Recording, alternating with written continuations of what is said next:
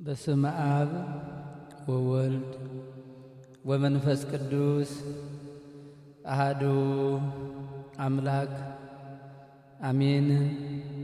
የእግዚአብሔር ቤተሰቦች የእናታችን የእመቤታችን የእግዝእትነ ማርያም የቃል ኪዳንና የአስራት ልጆች እስከ ሞት ድረስ በወደደን ባፈቀረን በአምላካችን በእግዚአብሔር ፍጹም ሰላም እላችኋለሁ። እንደምን ከረማችሁ? እንደምን መጣችሁ? እንደምን አላችሁ? አሜን። እግዚአብሔር ይመስገን ብለን እንድናመሰግነው የፈቀደልን በአንድነቱ ሁለትነት በሦስትነቱ አራትነት የሌለበት አንድነቱ ሦስትነቱን የማይጠቀልለው ሦስትነቱ አንድነቱን የማይከፋፍለው በአንድነት በሦስትነት ሲመሰገን የኖረ የሚኖር ቅዱስ አምላካችን ክብርና ምስጋና ይድረሰው። ለቃል መውረድ ለሥጋ ማድረግ ምክንያት የሆነች እናታችን እመቤታችን ቅድስተ ቅዱሳን ንጽሕተ ንጹሐን ድንግል ማርያም ክብርና ምስጋና ይድረሳት።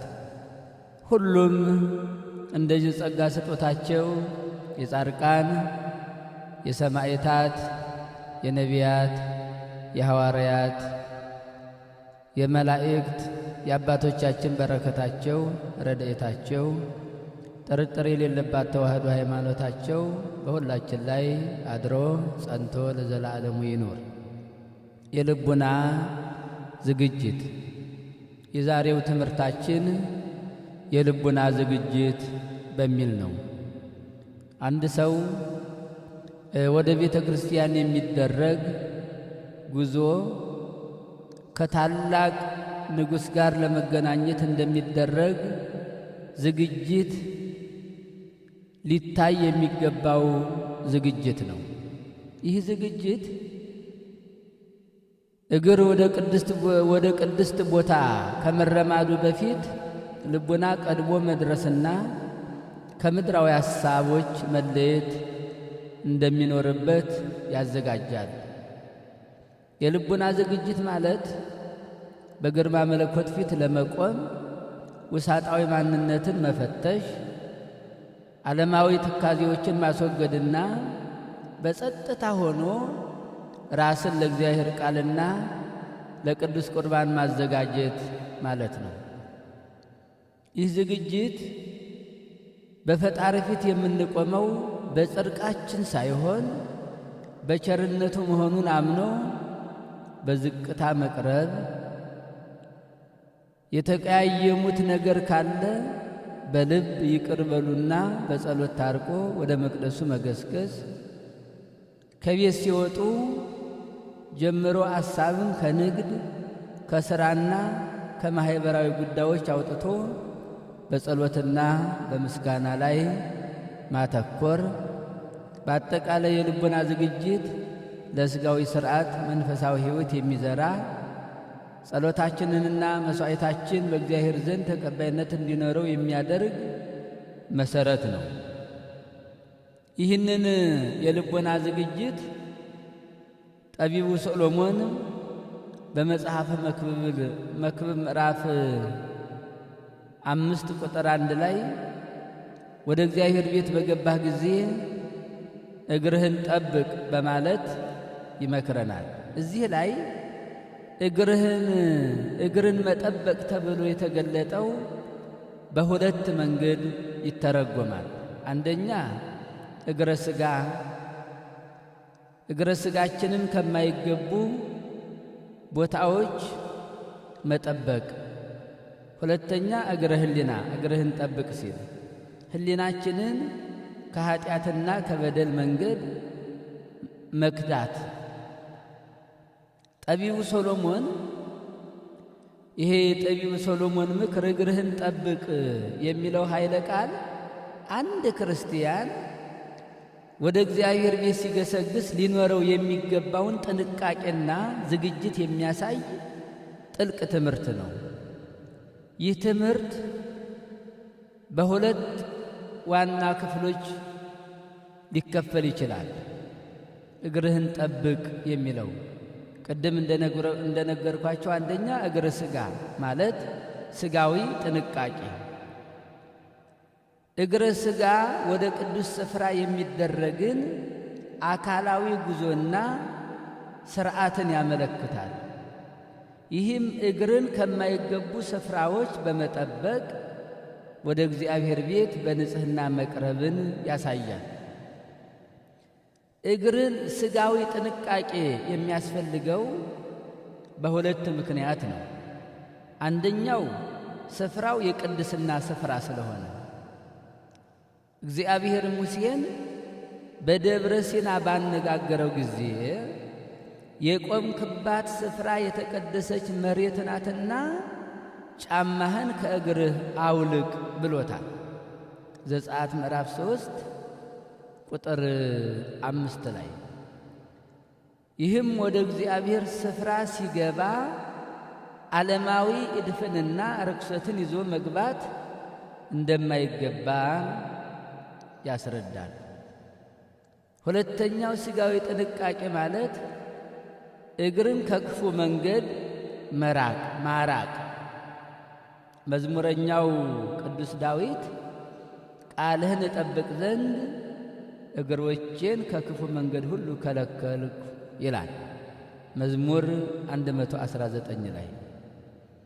ይህም ወደ ቤተ መቅደስ ከመሄዳችን በፊት የምንረግጣቸውን መንገዶች ወይንም ተግባራት መመርመር እንዳለብን ያስገነዝበናል። ይሄ እግረ ሥጋ ወይንም ሥጋዊ ጥንቃቄ የምንለው ነው።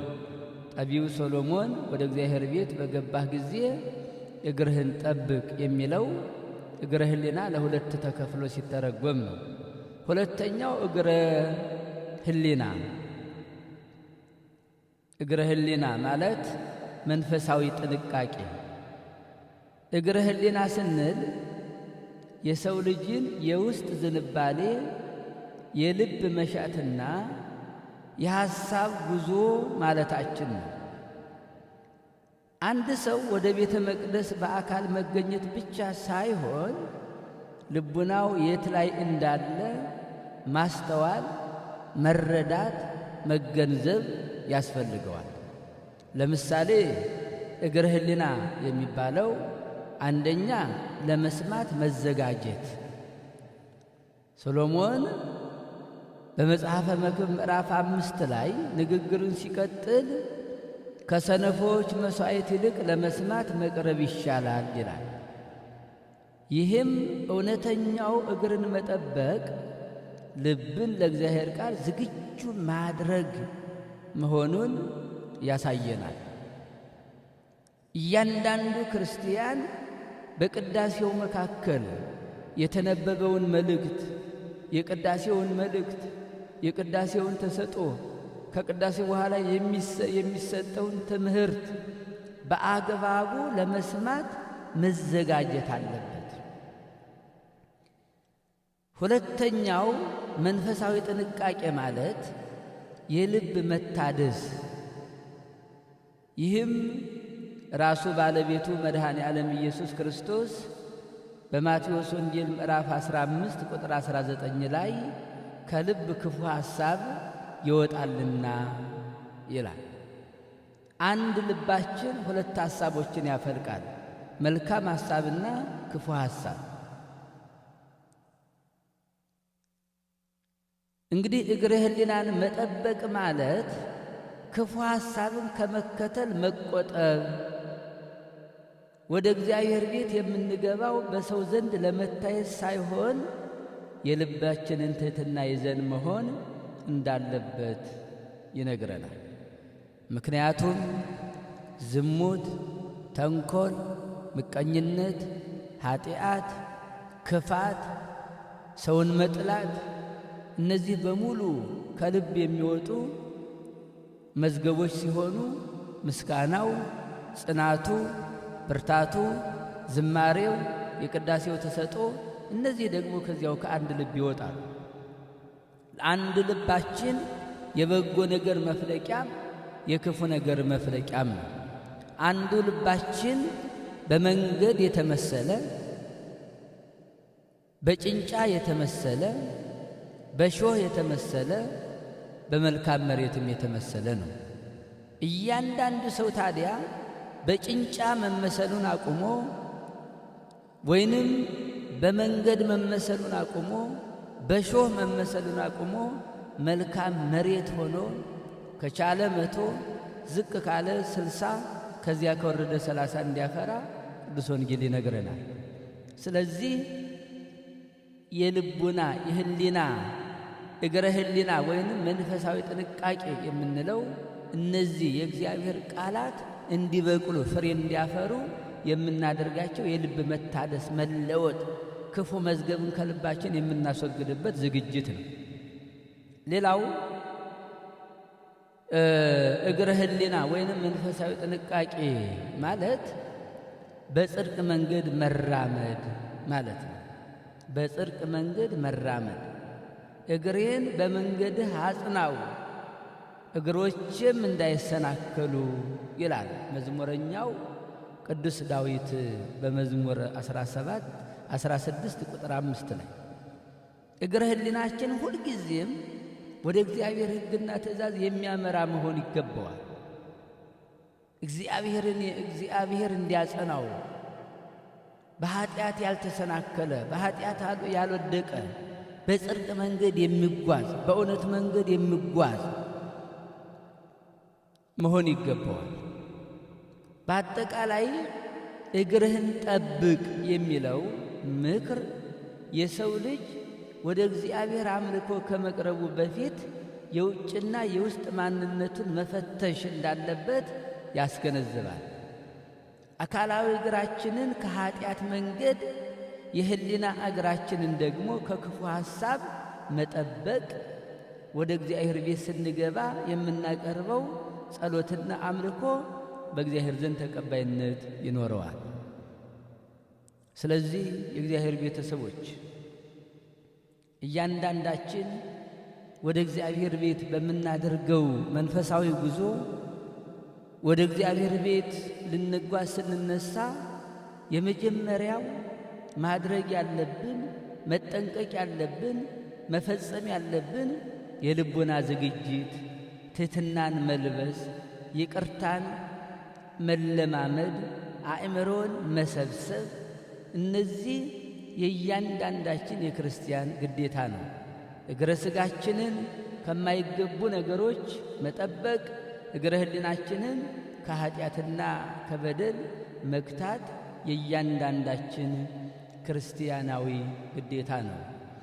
ስፍራው የተቀደሰ መሆኑን መገንዘብ፣ ከክፉ መንገድ መራቅ፣ ይሄ የእያንዳንዳችን ክርስቲያናዊ ግዴታ ነው። የእግዚአብሔርን ቃል ለመስማት መዘጋጀት፣ የልብ መታደስ፣ የልብ ለውጥ ማድረግ፣ ከልባችን ያለውን ክፉ መዝገብ አውጥተን አስወግደን መልካም በሆነው መንገድ ላይ መጓዝ የእያንዳንዳችን ክርስቲያናዊ ግዴታ ነው። በጽድቅ መንገድ መራመድ፣ እግዚአብሔር የሚወደውን ነገር ማድረግ፣ እግዚአብሔር የፈቀደውን ነገር ማድረግ፣ እግዚአብሔር የሚወደውን ነገር መፈጸም የእያንዳንዳችን ክርስቲያናዊ ግዴታ ነው። ስለዚህ ይህ ዝግጅት የሚጀምረው የልቦና ዝግጅት የሚጀምረው በእያንዳንዳችን ቤት፣ በእያንዳንዳችን ኑሮ፣ በእያንዳንዳችን ሕይወት ነው። ገና ከቤት ሳንነሳ ተስፋ ቆርጠን እንዳንነሳ ማስተዋል ይገባናል። አንዳንድ ጊዜ አንዳንድ ክርስቲያኖች ምናልባት በእያንዳንዱ ቤት የገጠሟቸው ነገሮች ካሉ ገና ሳይነሳ ቅዳሴው የሚረዝምበት፣ አገልግሎቱ የሚረዝምበት፣ ገና ሳይነሳ ተስፋ የቆረጠ ዛሬ ካህኑ ያስረዝማሉ ብሎ ራሱን ገና በተስፋ መቆረጥ አስገብቶ የመጣ ሰው ይሄ ሰው በረከት አያገኝም። ስለዚህ የልቦና ዝግጅት ያስፈልገዋል። ለመስማት መዘጋጀት፣ የእግዚአብሔርን ቃል ለማዳመጥ መዘጋጀት፣ ያ ጊዜ የእግዚአብሔር ጊዜ እንደሆነ ማሰብ። ይሄ ዝግጅት የሚጀምረው ከቤታችን ነውና እግዚአብሔር አምላካችን በዚህ ዝግጅት ልቦናችንን ለጸሎት፣ ልቦናችንን በጽድቅ መንገድ ለመምራት፣ ልቦናችንን ከኃጢአት መንገድ ለመከልከልና በጽድቅ ጉዞ ላይ ለመጓዝ ማዘጋጀት የእያንዳንዳችን ክርስቲያናዊ ግዴታ ነውና በዚህ ሕይወት እንድንኖር እግዚአብሔር አምላካችን ሁላችንን ይርዳን። ሁለተኛው አንድ ክርስቲያን ወደ ቤተ ክርስቲያን ከመሄዱ በፊት ሊያደርገው የሚገባው ራስን መመርመር ነው። ወደ ቤተ መቅደስ የሚገሰግስ ክርስቲያን ከሁሉ አስቀድሞ ልቦናውን ከቂም፣ ከበቀል፣ ከክፋት፣ ከተንኮልና ከዝሙት ራሱን ንጹሕ ማድረጉን መመርመር አለበት። ራስን መመርመር ማለት ይሄ ነው። ምክንያቱም የሰው ልጅ በራሱ ላይ ካልፈረደና ራሱን ካልመረመረ ልቡናንና ኩላሊትን የሚመረምር እግዚአብሔር ይፈርድበታል። እኛ የምንሰራውን፣ እኛ የምናደርገውን፣ የምናስበውን እንኳን የሚያውቅ እግዚአብሔር አለ። ለዚህ ነው መዝሙረኛው ያልተሰሩ አካሎችን ዓይኖች አዩኝ ይላል። ኩላሊትን፣ ልቡናንና ኩላሊትን የሚመረምር የሚሰወረው የሌለ እግዚአብሔር ይፈርድበታል። ለዚህ አንድ ሰው ራሱን መመርመር። ለዚህ ነው በማቴዎስ ወንጌል ምዕራፍ 7 ቁጥር 1 ላይ በመጀመሪያ በዓይንህ ያለውን ጉድፍ አውጣ የሚለው። ራስን መመርመር ማለት በዓይን ያለውን ጉድፍ ማውጣት፣ ራስን መፈተሽ። ውሎዬ ምንድን ነው? አዳሬ ምንድን ነው? በልቦናዬ ውስጥ ምን ይመላለሳል? ምን መልካም ሥራ ሠራው? በውስጥ የበቀለው የሚመላለሰው የሚወጣው የሚወርደው ሐሳብ ምንድን ነው? እግዚአብሔር የሚወደው፣ እግዚአብሔር የሚደሰትበት፣ እግዚአብሔር የመረጠው ነውን ብሎ ራስን መመርመር መፈተሽ ያስፈልጋል። ራስን መመርመር ወደ ቅዱስ ስፍራው ከመቅረብ በፊት የሚደረግ መንፈሳዊ መስተዋት ነው። መስተዋት እንደምታውቁት ማንም ሰው ከቤቱ ሲወጣ ራሱን የሚያይበት ነገር ነው። ከግንብ ላይ ሰቅሎ በማንነቱ ላይ በሰውነቱ ላይ ያለውን ቆሻሻ፣ በሰውነቱ ላይ ያለውን ጉድፍ የሚያየው በመስተዋት ነው። ልክ ራስን መመርመር ማለት ወደ ቅዱስ ስፍራው ከመቅረብ በፊት የሚደረግ መንፈሳዊ መስተዋት፣ እግዚአብሔር ከሚታየው መሥዋዕት ይልቅ የማይታየውን የልብ ዝግጅት ያስቀድማል።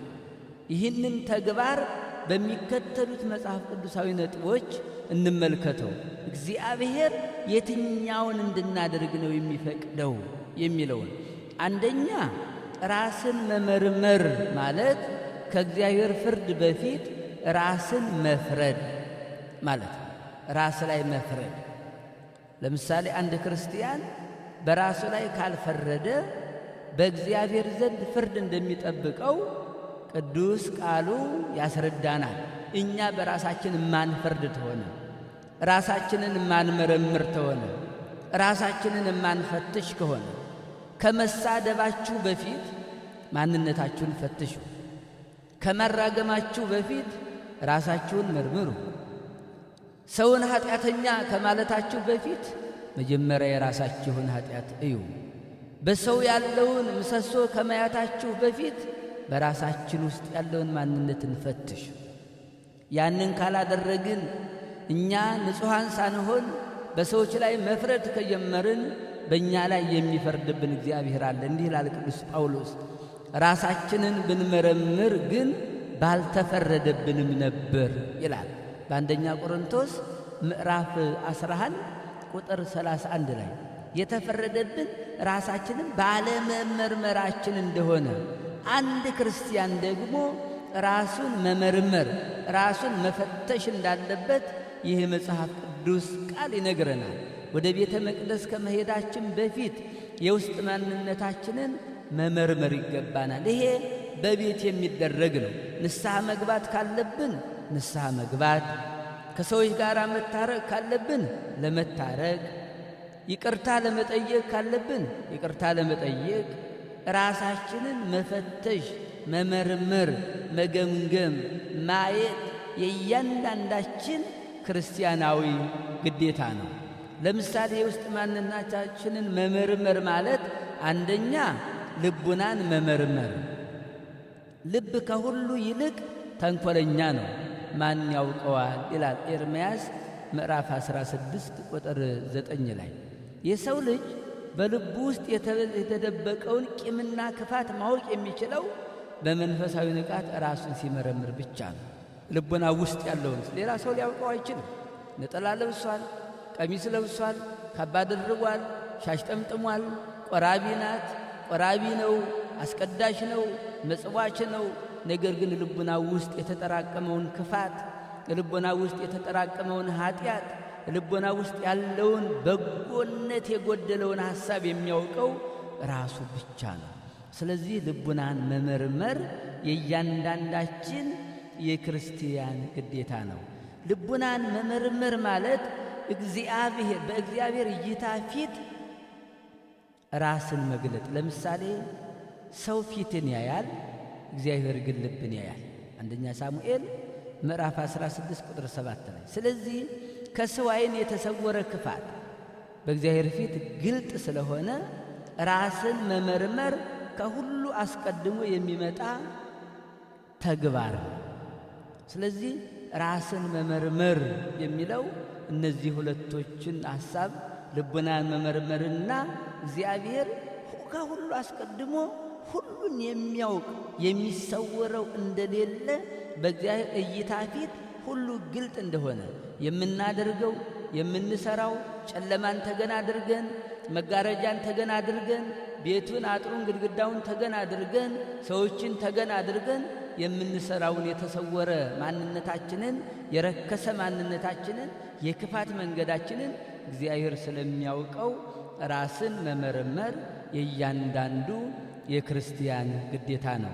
ራስን መመርመር ማለት ይሄ ነው። ሌላው ራስን መመርመር ማለት ልቡናን ከቂምና ከበቀል ማጽዳት ማለት። በልብ ውስጥ ቂምና በቀልን ይዞ ወደ እግዚአብሔር ቤት መገስገስ መሥዋዕቱን ዋጋ አልባ ያደርገዋል።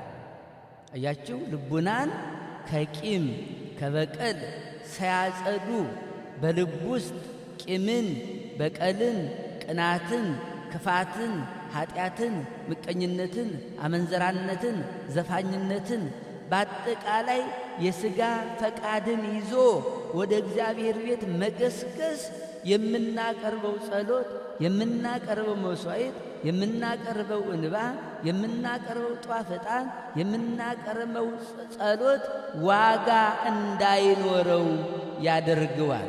ልቡናን ከቂም ከበቀል ማጽዳት ማለት አንደኛ እርቅን ማስቀደም ማለት ነው። ጌታችን በመዋዕለ ሥጋዌው መሥዋዕትህን በመሠዊያው ፊት ትተህ ሂደህ አስቀድመህ ከወንድምህ ጋር ታረቅ ይላል። የማቴዎስ ወንጌል ምዕራፍ 5 ቁጥር 24 ላይ አያችሁ። መሥዋዕትን በመሠዊያው ፊት ትተህ ሂደህ አስቀድመህ ከወንድምህ ጋር ታረቅ፣ አስቀድመህ ከእህትህ ጋር ታረቅ፣ አስቀድመህ ከተጠላኸው ጋር ታረቅ ይላል። ይሄ በማቴዎስ ወንጌል ምዕራፍ 18 ላይም በግልጽ ተቀምጧል። ወንድሜ ቢበድለኝ ስንት ጊዜ ይቅር ልበለው ብሎ ቅዱስ ጴጥሮስ በጠየቀው ጊዜ ቅዱስ ጴጥሮስ 7 ጊዜ ይቅር ልበለውን ሲል 7 ጊዜ አልልህም 7 ጊዜ 70 ነው እንጂ ብሎታል። ስለዚህ አንድ ሰው ጧፉን፣ ዕጣኑን፣ መሥዋዕቱን፣ ዝማሬውን፣ ጸሎቱን፣ አገልግሎቱን፣ ልመናውን ከማቅረቡ በፊት በመጀመሪያ ማድረግ ያለበት ከወንድሙ ጋር የተጣላ ሰው ከወንድሙ ጋር መታረቅ፣ ከእህቷ ጋር የተጣላች ከእህቱ ጋር የተጣላ፣ ከቤተሰቡ ጋር የተጣላ፣ ከእግዚአብሔር ጋር የተጣላ፣ ከልጆቹ ጋር የተጣላ፣ ከእናት አባቱ ጋር የተጣላ አንድ ሰው ራሱን መጀመሪያ ልቦናውን ከቂም ከበቀል ማጽዳት አለበት። ያ ከሆነ እርቅን ካስቀደመ፣ ሰላምን ካስቀደመ ቅዱስ ወንጌል እንደሚነግረን ያንን አስቀድመ በመጀመሪያ ከወንድምህ ጋር ታረቅ መልሰህም አቅርብ ስለሚል በረከትን ያገኛል፣ ጸጋን ያገኛል። ይሄ ልቡናን ከቂም ከበቀል ማጽዳት ማለት እርቅን ማስቀደም ማለት ነው። ሌላው ሰው ልቡናውን ከቂም ከበቀል ሲያጸዳ ምን ይባላል? ንጹሕ ልብ ያለው ሰው ይባላል። ይሄ ደግሞ በቅዱስ ወንጌል ላይ ልበ ንጹሖች ብፁዓን ናቸው እግዚአብሔርን ያዩታልና ይላል። የማቴዎስ ወንጌል ምዕራፍ 5 ቁጥር 8 ላይ አያችሁ። እግዚአብሔርን ለማየት በቤቱ ለመባረክ ልብን ከተንኰልና ከበቀል ማጽዳት የግድ ይላል።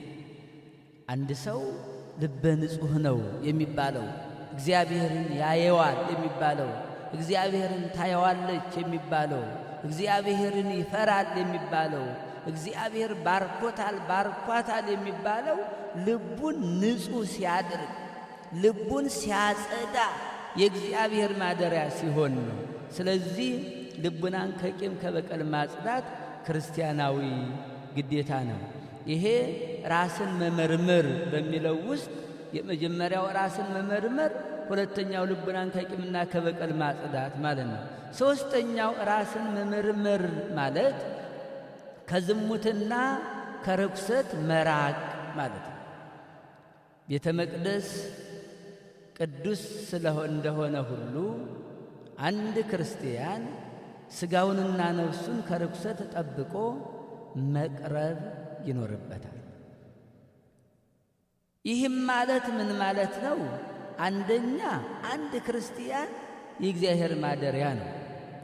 ራስን ከርኩሰት መጠበቅ ማለት የእግዚአብሔር ማደሪያ ሆነ ማለት ነው። ቤተ መቅደሱ ቅዱስ ነው ማለት አንድ ክርስቲያን ሲፈጠር ቅዱስ ሆኖ ነው የተፈጠረው። ቤተ መቅደሱ የእግዚአብሔር ማደሪያ ነው፣ እኛም የእግዚአብሔር ማደሪያዎች ነው።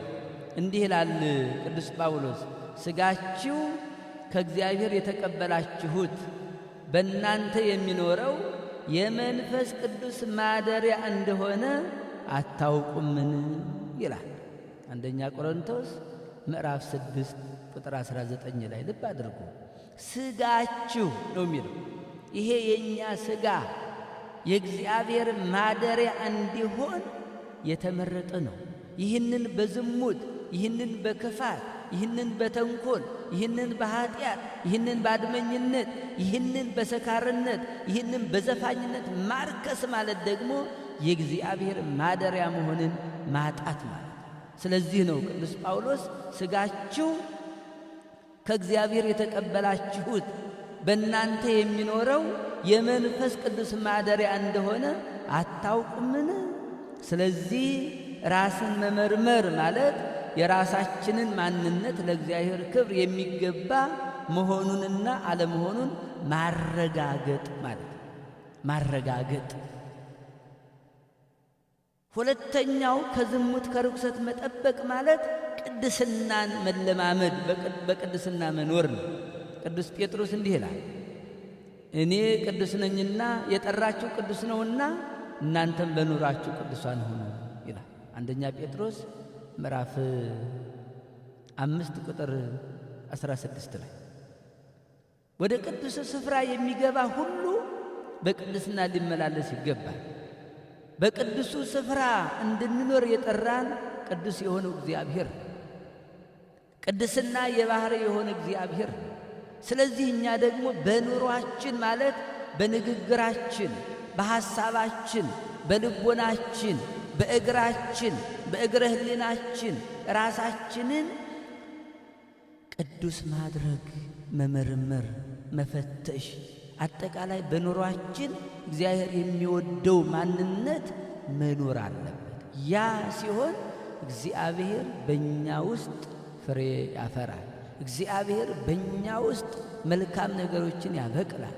እግዚአብሔር በእኛ ውስጥ በረከትን ያሳድራልና እግዚአብሔር አምላካችን በዚህ ሕይወት ራሳችንን መርምረን እንድንኖር እሱ ይፍቀድልን። ሌላው ራስን መመርመር ማለት ለጸሎት ራስን ማዘጋጀት ማለት ነው።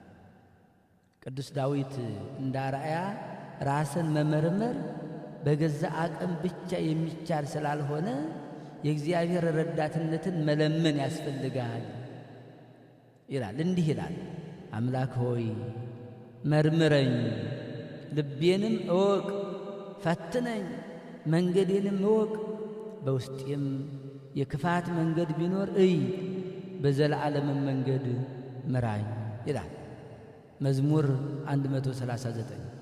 ይህንን ማድረግ አለብን።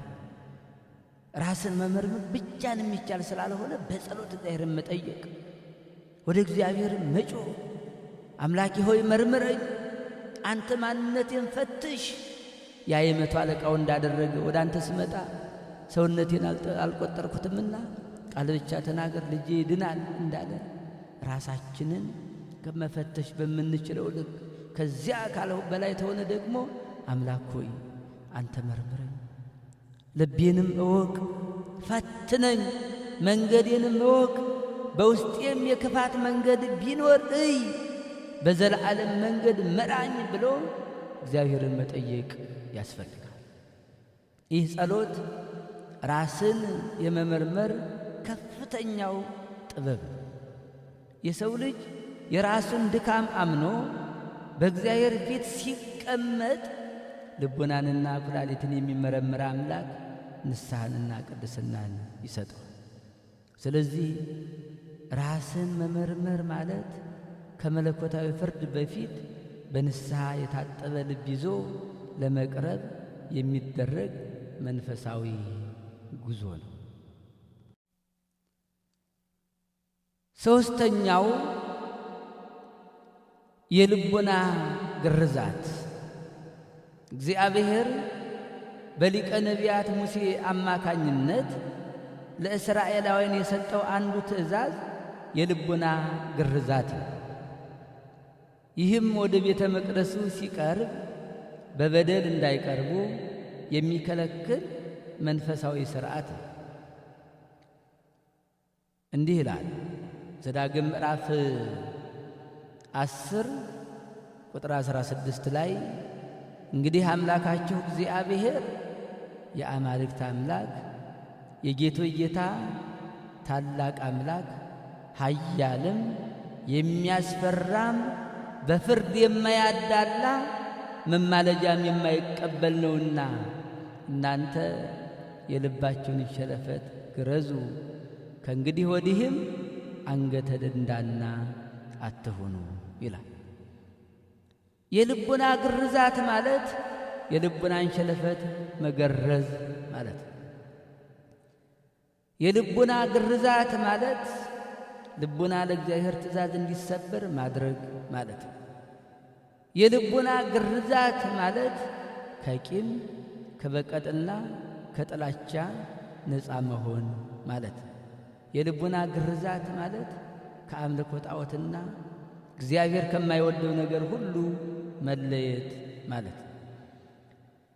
የልቡና ግርዛት በብሉይ ኪዳን የተጀመረ ቢሆንም ፍጻሜውና ትልቁ ምስጢር የሚገለጠው በሐዲስ ኪዳን በመንፈሳዊ ሕይወት ነው።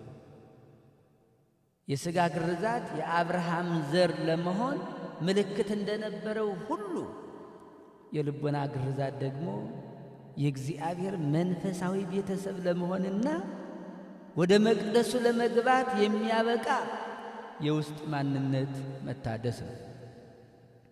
ይህንን የልቡና ግርዛት የሚለውን በእነዚህ ነጥቦች እንመልከተው።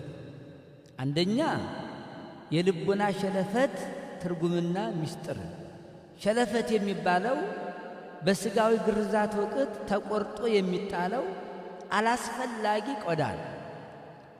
ይህም በመንፈሳዊ ትርጓሜ ግን የልቡና ሸለፈት ማለት የሰውን ልጅ ልብ ከእግዚአብሔር ቃል የሚጋርድ የእግዚአብሔርን ድምፅ እንዳይሰማ የሚያደርግ ደንዳንነትና ኃጢአት ነው የልቡና ሸለፈት ማለት። የልቡና ሸለፈት ማለት የሰው ልጅ ልብ ለእግዚአብሔር ቃል እንዳይገዛ የሚጋርድ የእግዚአብሔርን ድምፅ እንዳይሰማ የሚያደርግ ደንዳንነትና ኃጢአት ነው። ታዲያ የልቡናን ሸለፈት ማስወገድ ማለት መጋረጃውን ማስወገድ፣ ልብ በኃጢአት ሲሸፈን የእግዚአብሔርን ብርሃን ማየት አይችልም። ስለዚህ የልባችሁን ሸለፈት ግረዙ ማለት ያንን የሚጋርዳችሁን ክፉ ጠባይና እልከኝነት አስወግዱ ማለት ነው። የመንፈስ ግርዛት ሐዋርያው ቅዱስ ጳውሎስ ግርዛትን በመንፈስ የሚሆን የልብ ግርዛት ነው እንጂ በፊደል አይደለም ይላል ሮሜ ምዕራፍ 2 ቁጥር 29 ላይ። በሥጋዊ መቁረስ ሳይሆን በልብ መለወጥ ላይ መሆኑን ያስረዳል። ሌላው የልቡና ግርዛት ማለት ልቡና ለእግዚአብሔር ትእዛዝ እንዲሰበር ማድረግ ማለት ነው። የልብ ግርዛት ዋናው ዓላማ አንገተ ደንዳና አለመሆን። ደንዳና ልብ የእግዚአብሔር ቃል አይገባውም፣ አይሰበርም። ምክንያቱም በነቢዩ ሕዝቅኤል ምዕራፍ 36 ቁጥር 26 ላይ የድንጋይ ልብን መቀየር እግዚአብሔር በነቢዩ ሕዝቅኤል አድሮ የድንጋዩን ልብ ከሥጋቸው አወጣለሁ የሥጋንም ልብ እሰጣቸዋለሁ ብሏል። የተገረዘ ልብ ለቃሉ የሚራራ ለትእዛዙ የሚገዛ በትሕትና የሚሰበር የሥጋ ልብ። ልቡና ለእግዚአብሔር ትእዛዝ እንዲሰበር ማድረግ ማለት መታዘዝ ከመሥዋዕት ይበልጣል። ምክንያቱም ልቡ የተገረዘ ሰው ወደ መቅደስ የሚሄደው ለይስሙላ ሳይሆን በውስጡ ለእግዚአብሔር ፍጹም መታዘዝ ስላለው። ሦስተኛው የልቡና ግርዛት ማለት ከቂም ከበቀልና ከጥላቻ መለየት ማለት ነው። ግርዛት መለየትን ያመለክታል። የሥጋ ግርዛት እስራኤላውያንን ከአሕዛብ እንደሚለይ ሁሉ የልብ ግርዛት ደግሞ ክርስቲያኑን ከዚህ ዓለም ክፉ ምግባር ይለየዋል። ይህም ፍቅርን እንደ ግርዛት ምልክት ማወቅ መረዳት ማለት ነው። ልቡ የተገረዘ ሰው በውስጡ በቀልን አያሳድርም። አምላክህ እግዚአብሔር በሕይወት ትኖር ዘንድ አምላክን እግዚአብሔርን በፍጹም ልብህ በፍጹም ነፍስህ ተወድ ዘንድ ልብህ ይገረዛል። ዘዳግም ምዕራፍ 30 ቁጥር 6 ላይ። ስለዚህ የልብ ግርዛት ማለት ፍሬው ፍቅር ነው። የልብ ግርዛት ማለት ከጣዖት አምልኮ መለየት። ጣዖት አምልኮ ሲባል የግድ የተቀረጸ ምስል ብቻ አይደለም።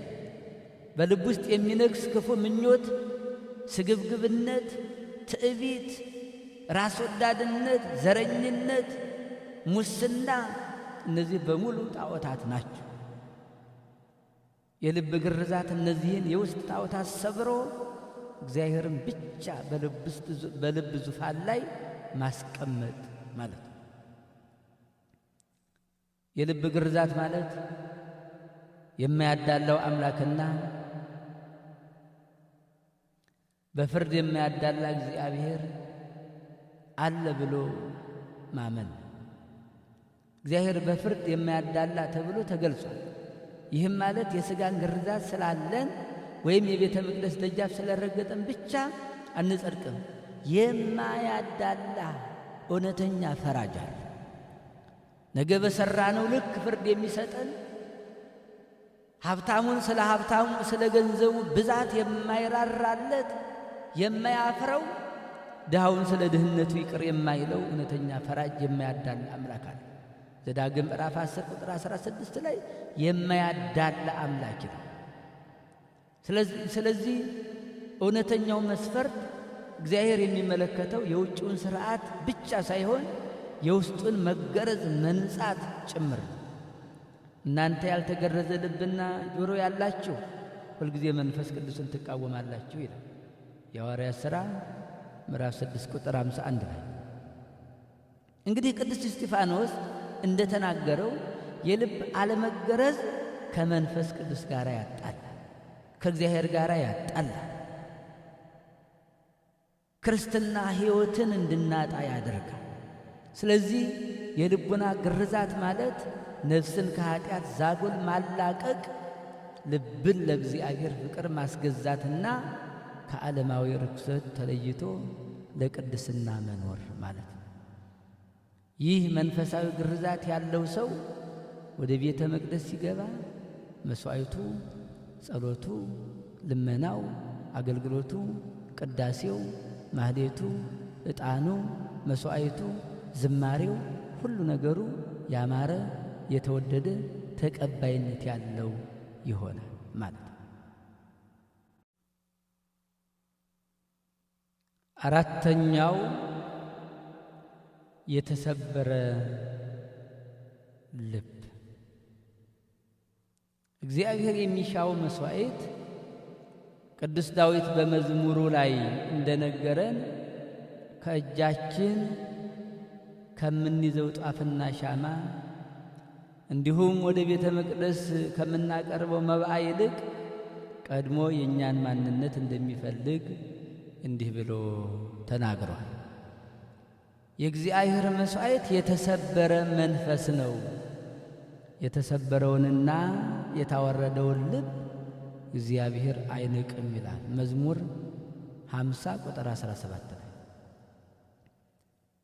መዝሙረኛው ቅዱስ ዳዊት በመዝሙር 50 ላይ እንደገለጸው ይህ እውነት የእውነተኛ አምልኮን ፍሬ ነገር የሚያስረዳ ነው።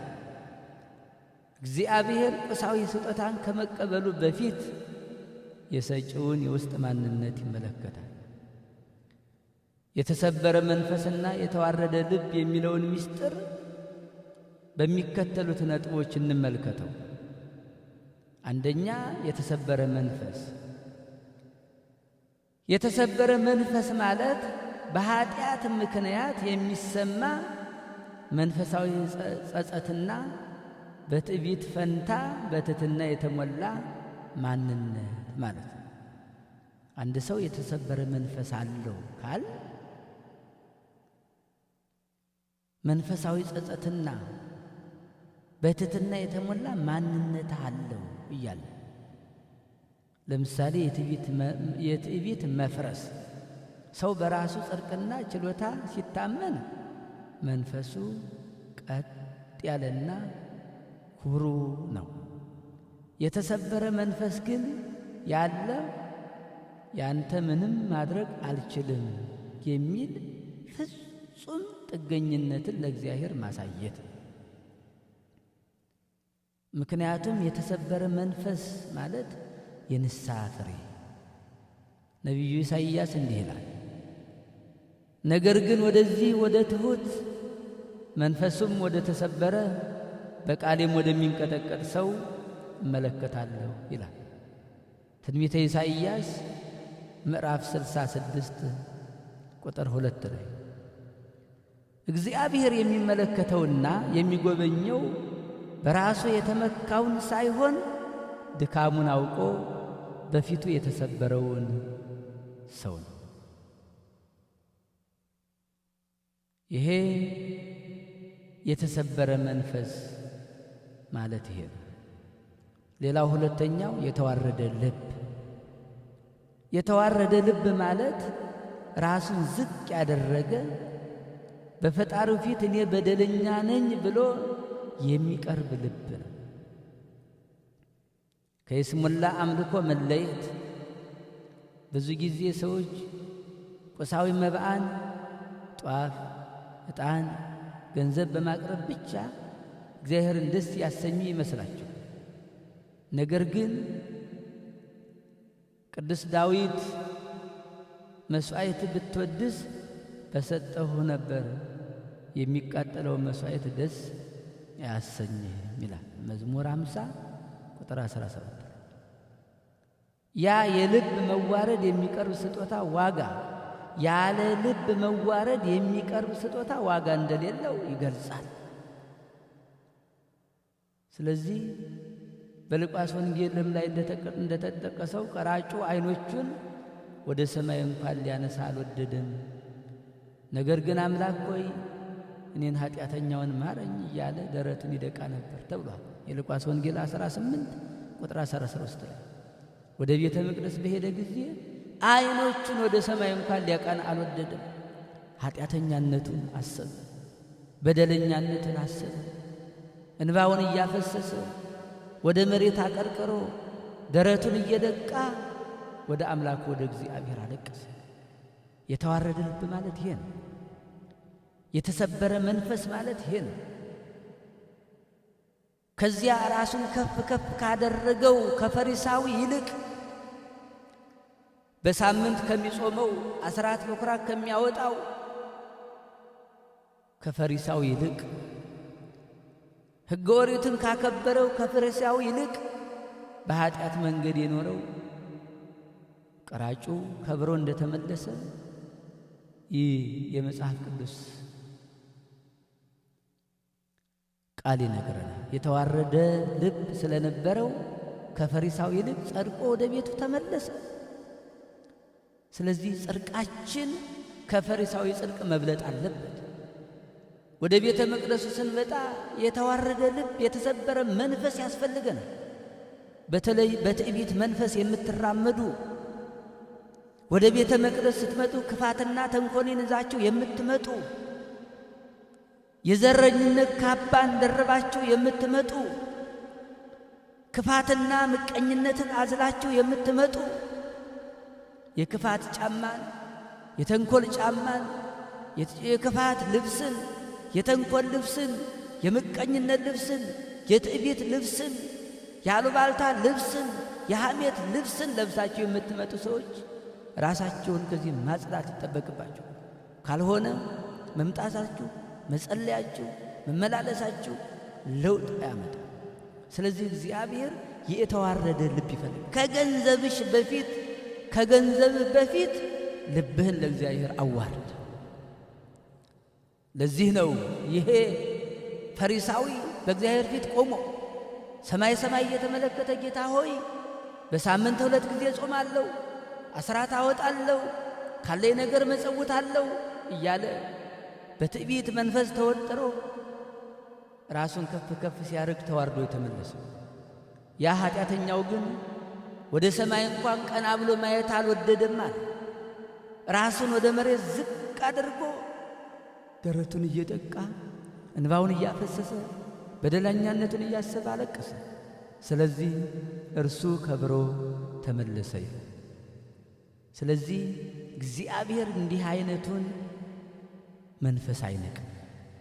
እዚሁ ቅድም የጠቀስኩላችሁ ዘዳግም ላይ እግዚአብሔር አይንቅም የሚል የተስፋ ቃል አለ። ዓለም ደካማውንና የተዋረደውን ቢንቅም እግዚአብሔር ግን እንደዚህ አይነቱን ሰው ልመናና አምልኮ በፍጹም አይንቅም።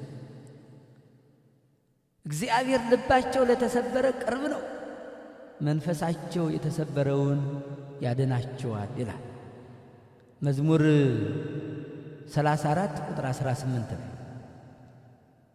እግዚአብሔር የተሰበረውን ልብ አይንቅም ብቻ ሳይሆን ጠግኖና አድሶ ለክብሩ ያበቀዋል። ያን የተሰበረውን ልብ፣ ያን የተከዘውን ልብ። ስለዚህ ዳዊት ይህንን መዝሙር የጸለየው ከውድቀቱ በኋላ በንስሐ ተመልሶ እግዚአብሔር እንዲያነሳው ሲማጸን። ይህ የእያንዳንዳችን የክርስቲያን ግዴታ ነው። ምክንያቱም ወደ ቤተ መቅደስ ጧፍና መዓዛ መብአ ይዞ መቅረብ ክፋት የለውም። ነገር ግን ዳዊት በመዝሙሩ መጨረሻ ላይ ያን ጊዜ የጽድቁን መሥዋዕት ትወዳለህ ይላል። ነገር ግን ቅደም ተከተልን ማስተካከል አለብን። የመጀመሪያው ልብን በንስሐ ሰብሮ ለእግዚአብሔር ማቅረብ መንፈሳዊ መሥዋዕት ነው። ሁለተኛው ንጹሕ ከሆነ ልብ የሚፈልቅ ቁሳዊ ስጦታን ማቅረብ ይቻላል። እግዚአብሔር የሚሻው ትልቁ መሥዋዕት እኛን ራሳችንን ከቂም፣ በትዕቢት፣ በክፋት የደነደነ ልብ ይዞ ከመቅረብ ይልቅ በንስሐ የተሰበረና በትሕትና የተዋረደ ልብ ይዞ መቅረብ ለእግዚአብሔር ፊት እጅግ የከበረ መሥዋዕት ነው። ይህ ሲሆን ጥፋታችን ብርሃን፣ ይህ ሲሆን ጧፋችን ብርሃን፣ መባአችን በረከት ሆኖ ይመለስልናል። ስለዚህ እስካሁን የተመለከትናቸው በሙሉ በንጹሕ ልብ መቅረብ የሐዋርያው የቅዱስ ጳውሎስ ምክር ነው። በልባቸው መታደስ ተለወጡ እንጂ ይህን ዓለም አትምሰሉ ይላል ሮሜ 12 ቁጥር 2 ላይ። ስለዚህ ቅዱስ ጳውሎስ በልባችሁ መታደስ ተለወጡ እንጂ ይህን ዓለም አትምሰሉ በማለት ውሳጣዊ ለውጥን ያሳስበን። የጌታችን ቃልም መድኃኒታችን ኢየሱስ ክርስቶስ በተራራው ስብከቱ ላይ ልበ ንጹሐን ብፁዓን ናቸው እነርሱ እግዚአብሔርን ያዩታልና በማለት የልብ ንጽሕና ዋጋን ነግሮናል። የቃየልና የአቤልና የቃየል ምሳሌም በዚህ በኦሪቱ ላይ ተጽፎ እናገኘዋለን። በመጽሐፈ ዘፍጥረት ላይ እግዚአብሔርም ወደ አቤልና ወደ መሥዋዕቱ ተመለከተ። ኦሪት ዘፍጥረት ምዕራፍ 4 ቁጥር 4 ላይ ተብሎ እንደተጻፈ እግዚአብሔር ከመሥዋዕቱ በፊት ወደ አቤል የተመለከተው የአቤል ልብ ቅን ስለነበረ ነው። እኛም ወደ ቤተ መቅደስ ስንቀርብ እግዚአብሔር ቀድሞ እኛን ውስጣችንን እንደሚመለከት ሳንዘነጋ ራሳችንን በንስሐ ልናዘጋጅ ይገባል። መሥዋዕታችን እንዲሰምርልን፣ ጸሎታችን እንዲያርግ አስቀድመን በንስሐ ታጥበን በቅን ልቦና ሆነን ልንቀርብ ይገባል። እውነተኛ ክርስቲያናዊ አምልኮ ዋነኛ ማዕከል ልብን በጥልቀት የሚመረምር ነው። ይህ ቃል እግዚአብሔር ከእጅ ስጦታ ይልቅ የልብ ቅንነትን፣ ከውጭ ሥርዓት ይልቅ የውስጥ ማንነትን እንደሚመርጥ ማስተዋል ይገባል። ምክንያቱም ቅዱስ ጳውሎስ ሮሜ 12 ቁጥር 2 ላይ የልብ መታደስና ከዓለም መለየት እንዳለብን ይነግረናል። ቅዱስ ጳውሎስ በልባችሁ መታደስ ተለወጡ ሲል አምልኮ ያስተሳሰብና የባህሪ ለውጥ እንጂ የቦታ መቀየር ብቻ አለመሆኑን ያስገነዝበናል። ይህን ዓለም አትምሰሉ ማለት በዓለም ያለን ቂምን፣ ምቀኝነትን፣ ትዕቢትን በቤተ መቅደስ ውስጥ ቦታ ሊኖራቸው አይገባም ማለት ነው። ለውጡ የቤተ መቅደስ ወደ ቤተ መቅደስ ስንገባ የምንለብሰው ነጭ ልብስ የውስጣዊ ንጽሕናችን ምልክት ሊሆን ይገባል። ልብ ካልታደሰ አካል መቅደስ ቢገባም ነፍስ ግን አሁንም ዓለም ውስጥ ናት ማለት ነው። መድኃኔ ዓለም ኢየሱስ ክርስቶስ ልበ ንጹሐን እግዚአብሔርን ያዩታል ብሎ ማቴዎስ 5 ምዕራፍ ቁጥር 8 ላይ በምዕራፍ 5 በቁጥር 8 ላይ ነግሮናል። ጌታችን ብፁዓን የተመሰገኑ መሆናቸውን ነግሮናል። ስለዚህ እግዚአብሔርን ማየት የሚቻለው በሥጋው ዓይን ሳይሆን በልብ ንጽሕና ነው። ቂምና ርኩሰትም በልብ ውስጥ ካለ እንደ መጋረጃ ሆነው የእግዚአብሔርን ብርሃን እንዳናይ ይከለክሉናል። ንጹሕ ልብ ይዞ ወደ ቤተ መቅደስ የሚቀርብ ሰው እግዚአብሔር በረድኤት ሲጎበኘውና በውስጡ ሰላምን ሲያሰፍንበት ይሰማዋል። የአቤልና የቃየል ምሳሌንም ሰፋ አድርጋችሁ ብትመለከቱት ብታነቡት ይህ ታሪክ በመጽሐፍ ቅዱስ ውስጥ እግዚአብሔር ለአምልኮ ያለውን መስፈርት በግልጽ ያሳየበት የመጀመሪያው ክስተት ነው። እግዚአብሔርም ወደ አቤልና ወደ መሥዋዕቱ ተመለከተ የሚለው ኃይለ ቃል ትልቅ ምስጢር አለው። እግዚአብሔር መጀመሪያ አቤልን ሰውየውን ልቡን አየ። ከዚያም መሥዋዕቱን ስጦታውን ተቀበለ። የቃየል ስህተት ቃየል መሥዋዕት አላቀረበም አልተባለም። ነገር ግን ልቡ በቅናት በክፋት ተሞልቶ ስለነበር መሥዋዕቱ በእግዚአብሔር ዘንድ አልተወደደም። እግዚአብሔር በመጀመሪያ ሰጪውን ይመዝናል። ሰጪው ቅን ከሆነ ስጦታው ቅዱስ ይሆናል። ስለዚህ ወደ ቤተ መቅደስ መግባት ወደ ሰማያዊ ንጉሥ ግቢ መግባት ነው። ወደ ምድራዊ ንጉሥ ዘንድ ስንሄድ አካላችንንና ልብሳችንን እንደምንጠብቅ ሁሉ ወደ ሰማያዊ ንጉሥ ስንቀርብ ደግሞ ነፍሳችንን በንስሐ ማጠብ ይገባናል። ጸሎት ወደ ላይ እንዲያርግ እንዲሰማ በልብ ውስጥ ያለውን የኃጢአት ጭነት ማራገፍ ይገባል። መሥዋዕታችን እንዲሰምር ተቀባይነት እንዲያገኝ በውስጣችን ያለውን ቂም በይቅርታ፣ ጥላቻውን በፍቅር፣ ትዕቢቱን በትሕትና መተካት ይኖርብናል። ወደ ቤተ መቅደስ ስንሄድ የምንይዘው ጧፍና መብዓ የልባችንን ፍቅር መገለጫዎች ናቸው። ይሁን እንጂ ዋናው ትልቁ መብዓ ንጹሕ ልባችን ነው። አስቀድመን በንስሐ ታጥበን ከሰው ጋር ታርቀን በትሕትና ተመልተን ስንቀርብ አምላካችን እንደ አቤል ወደ እኛም ይመለከታል፣ በረከቱንም ይሰጠናል። ስለዚህ ወደ እግዚአብሔር ስንቀርብ የልቡና ዝግጅት፣ ራስን መመርመር፣ የልቡና ግርዛትና እግዚአብሔር የሚሻውን መሥዋዕት በአንድ አጠቃሎ መያዝ ይኖርብናል። እውነተኛ አምልኮ የሚባለው ምስጢር አምልኮ ከውጭ ወደ ውስጥ የክርስትና አምልኮ ከሥርዓተ ሥጋ ወደ ሥርዓተ ነፍስ የሚሸጋገርበት ጥበብ። ወደ እግዚአብሔር ቤት በገባህ ጊዜ እግርህን ጠብቅ የሚለው ቃል ምስጢሩ መራቆት ነው። ሙሴ ጫማውን እንዳወለቀ አማኙም ወደ ቤተ መቅደስ ሲገባ ዓለማዊ ሐሳቡን፣ ክፉ ምኞትንና ትዕቢቱን እንደ ጫማ ከእግሩ ማውለቅ ይኖርበታል። ቅድስና ለቤትህ ይገባል ይላል መዝሙር 92 ቁጥር 5 ላይ። ቤተ መቅደስ ቅዱስ ከሆነ ወደ መቅደሱ የሚገባው ሰው በዝግጅት እና በቅድስና ሊሆን እንደሚገባው ምስጢሩ ያስረዳል።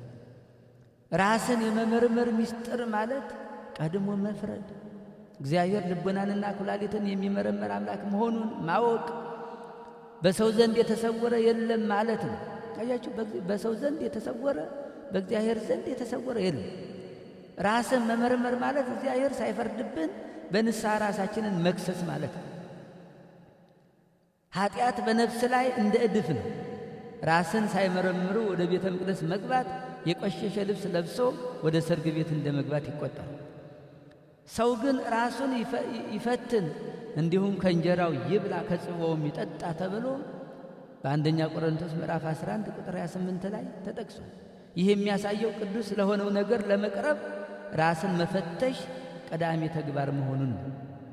የልቡና ግርዛት ምስጢር ስንመለከት በብሉይ ኪዳን ሥጋን መግረዝ የእግዚአብሔር ሕዝብ የመሆን ምልክት ነበር።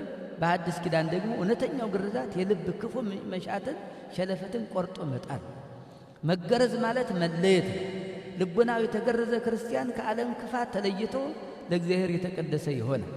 እውነተኛ ግርዛት በእጅ ያልተደረገ በክርስቶስ ግርዛት የሥጋን አካል በመክፈፍ የተደረገ ግርዛት ቆላስይስ ምዕራፍ 2 ቁጥር 11 ላይ ተመልከቱ። ይህ ክፋትንና ቂምን ማስወገድ መሆኑን ያረጋግጠልን። የተሰበረ ልብ ምስጢር እውነተኛው መብዓ እግዚአብሔር ዓለምን የፈጠረ ጌታ በመሆኑ ከእኛ ቁሳዊ ነገር አይፈልግም። የሚፈልገው የእኛን ፍቅርና የእኛን ትሕትና ነው። ልብ ሲሰበር ለጸጋ ዝግጁ ይሆናል። እንደ ተሰበረ ሽቶ ማሰሩ። የሰውም ልብ በትሕትና ሲሰበር የመንፈስ ቅዱስ መዓዛ ይወጣል። እግዚአብሔር ትዕቢተኞችን ይቃወማል፣ ለትሑታን ግን ጸጋን ይሰጣል ይላል ያዕቆብ ምዕራፍ 4 ቁጥር 6 ላይ። ስለዚህ የአቤል መንገድ የአቤል መሥዋዕት የተወደደው አቤል አስቀድሞ ራሱን ለእግዚአብሔር መሥዋዕት አድርጎ ስላቀረበ ነው። እግዚአብሔርም ወደ አቤልና ወደ መሥዋዕቱ ተመለከተ የሚለው ቁልፍ መልእክት ነው። አስቀድሞ ሰውየው ንጽሕና፣ ንስሐ፣ ቅንነት፣ ቀጥሎም ስጦታው፣ ጸሎቱ፣ ጧፉ፣ መባአው፣ ሌላውም ነገር ያስፈልጋል። ስለዚህ ወደ ቤተ መቅደስ የምናደርገው ጉዞ ፍሬያማ እንዲሆን ከእግረ ሥጋ ይልቅ እግረ ሕሊናን፣ ከሥጋ ግርዛት ይልቅ የልብ ግርዛትን፣ ከቁሳዊ መሥዋዕት ይልቅ የተሰበረ መንፈስን ማስቀደም መንፈሳዊና ምስጢራዊ መንገድ ነው። ያስተማረን፣ የመከረን፣ የገሰጸን የአባቶቻችን አምላክ ክብርና ምስጋና ይድረሰው። ይቆየን።